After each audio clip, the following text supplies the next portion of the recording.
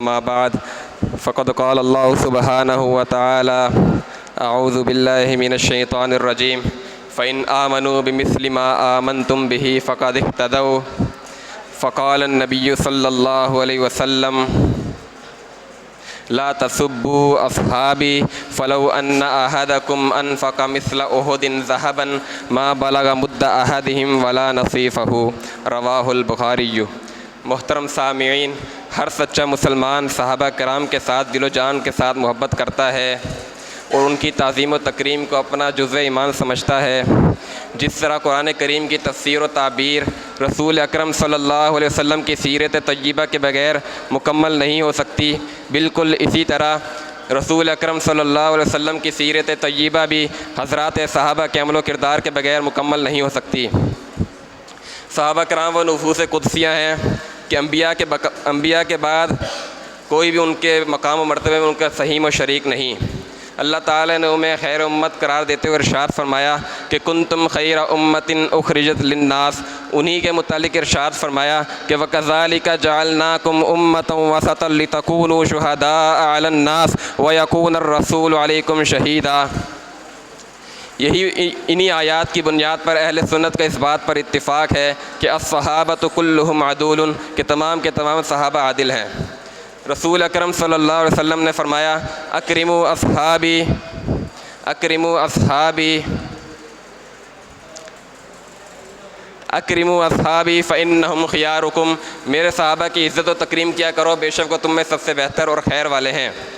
عبداللہ بن مسعود کا مشہور قول ہے، وہ فرماتے ہیں کہ جس طرح محمد صلی اللہ علیہ وسلم اللہ تعالیٰ کا انتخاب ہے، اسی طرح صحابہ کرام بھی اللہ ہی کا انتخاب ہیں۔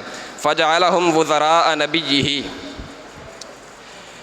اسی طرح اللہ تعالیٰ نے صحابہ کرام کے ایمان کی گواہی خود قرآن میں دی، فرمایا کہ اولئک کتب فی قلوبہم الایمان وایدہم بروح منہ۔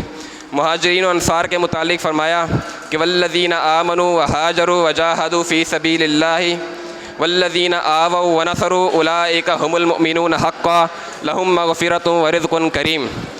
اسی طرح اصحاب شجرہ کے متعلق فرمایا کہ لقد رضی اللہ عن المؤمنین اذ یبایعونک تحت الشجرہ فعلم ما فی قلوبہم فانزل السکینۃ علیہم واصابہم فتحا قریبا۔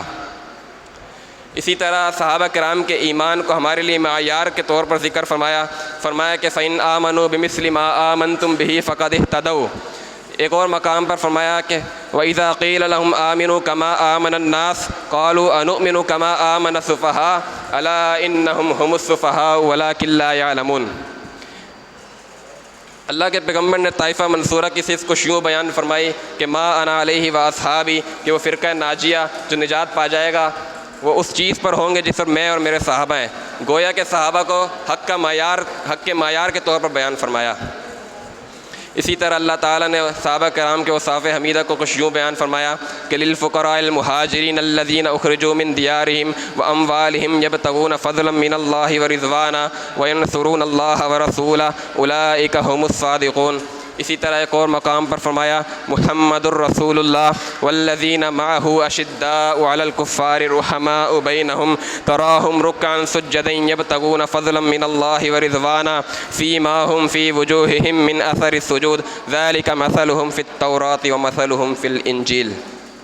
اسی طرح اللہ تعالیٰ نے قرآن کریم میں صحابہ کرام کے لیے جا بجا مقامات پر اپنی رضا کا اعلان فرمایا کہ والسابقون الاولون من المہاجرین والانصار والذین اتبعوہم بإحسان رضی اللہ عنہم ورضوا عنہ وأعد لهم جنات تجری تحتها الانہار خالدین فیہا ابدا ذلک الفوز العظیم۔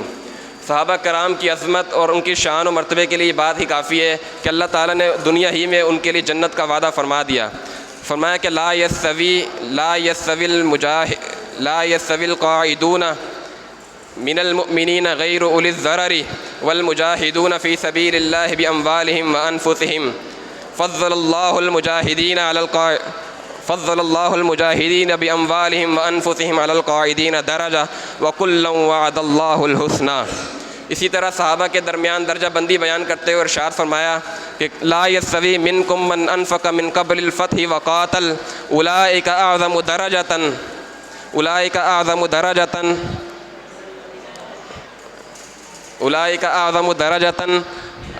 من الذین انفقوا من بعد وقاتلوا، مفسرین کا اس بات پر اتفاق ہے کہ الحسنی سے مراد جنت ہے۔ امام ابن حزم نے اسی آیت کے ذیل میں لکھا کہ کلہم من اہل الجنت قطعا، کہ تمام کے تمام صحابہ قطعی طور پر جنتی ہیں۔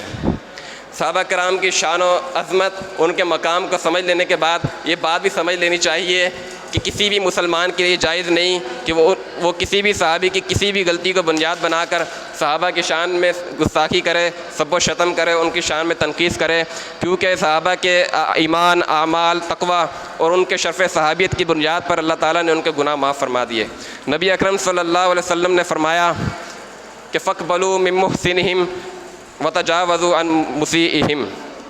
اسی طرح اللہ تعالیٰ نے ہمیں صحابہ کرام کے لیے استغفار کا بھی حکم دیا، فرمایا کہ والذین جاءوا من بعدہم یقولون ربنا اغفر لنا ولإخواننا الذین سبقونا بالایمان ولا تجعل فی قلوبنا غلا للذین آمنوا ربنا انک رؤوف رحیم۔ صحیح مسلم میں سیدہ عائشہ صدیقہ کا قول موجود ہے، وہ فرماتی ہیں کہ امروا ان یستغفروا لاصحاب النبی صلی اللہ علیہ وسلم۔ عبداللہ بن عباس کا قول موجود ہے، وہ فرماتے ہیں کہ لا تسبوا اصحاب محمد فإن اللہ عز وجل امرنا بالاستغفار لهم۔